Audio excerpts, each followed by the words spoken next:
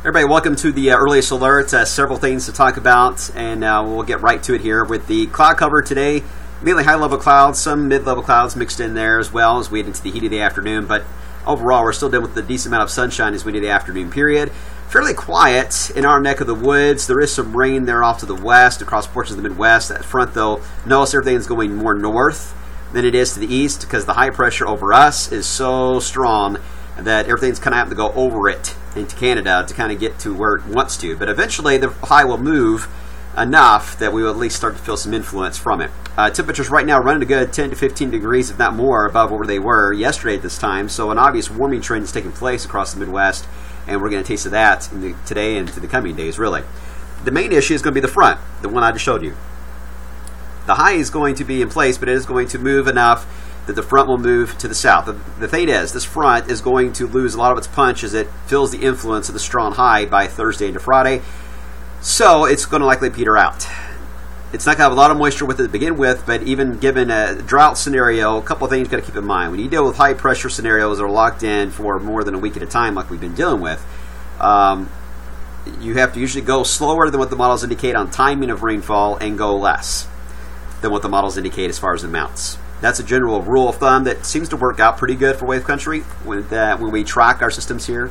But we'll see how this plays out. But chances are there's not going to be a lot of rain to talk about as that front tries to do its thing. Now, the high will actually try to build back in from the south. The question is it going to be able to nudge that boundary up enough to where we can at least get out of the rain chance zone for Friday into early Saturday? We'll see how that plays out. Otherwise, I think we're going to be dealing with the front mainly to the north of us on Saturday, which will allow us to get into a small warm sector to get into the mid-80s potentially.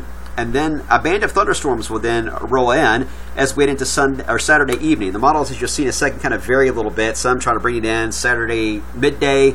Some bring this wave to our west in Sunday morning, really delay it. I think we'll kind of be in the middle of that. I think it's going to be Saturday evening. Some showers and thunderstorms will roll through, and I think the models are too cool for Saturday, so I want really warm mid-80s as it looks to be now. I'm going to go with a slower idea on this. But the front never really pushes through here. The high, again, is going to go more north than it is east, so the front kind of gets draped over us for Sunday into Monday. And let me show you what it looks like here. Here's the GFS. Again, these yellows here, the browns are the high pressure, greens are the lower pressures, or unsettled weather for green, and usually drier when you look at the yellows, okay? Here we go as we head into Thursday. You see the GFS, it weakens the high enough on the northwest side and the western side in general that we get some influence with that front, that boundary working its way in. But we're not totally into an overly low pressure scenario. It's a very weak boundary we have in our area compared to those to the north of us. As we head into the weekend, as you can see, the front never moves through. The front clearly is moving here, but our pressures are a bit lower. So rain chances, some spotty showers and thunderstorms become an issue as we have that front drape. But this is a strong low, and this is a strong high. That high is going to dive in and win out about a week from today and really allow for some cool air to rule as we head into the much of next week, in fact. Looks dry and cooler. Euro has the high in place now.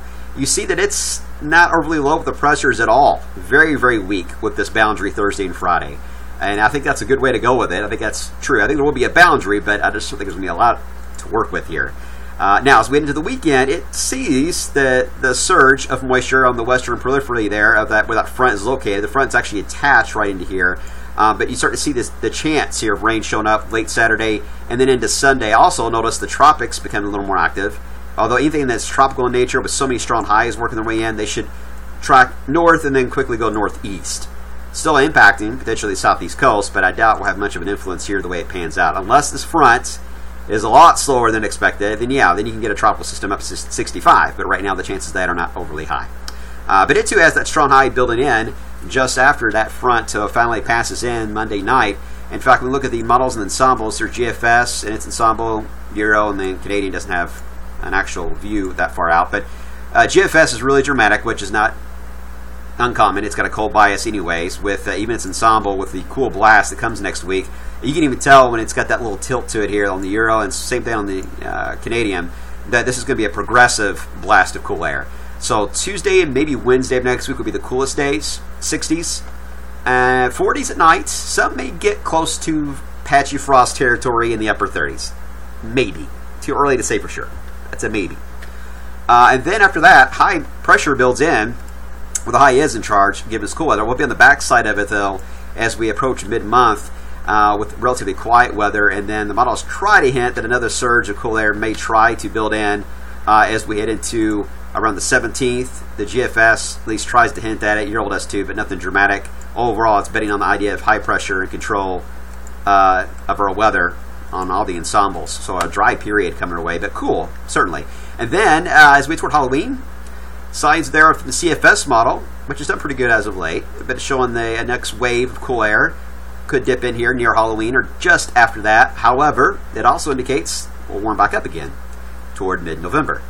This back and forth yo-yo pattern is likely going to hold with us for a while again. All right, there's a lot to talk about when it comes to the fine-tuning of the timing of the front and rain chances later this weekend. So expect some forecast changes to take place.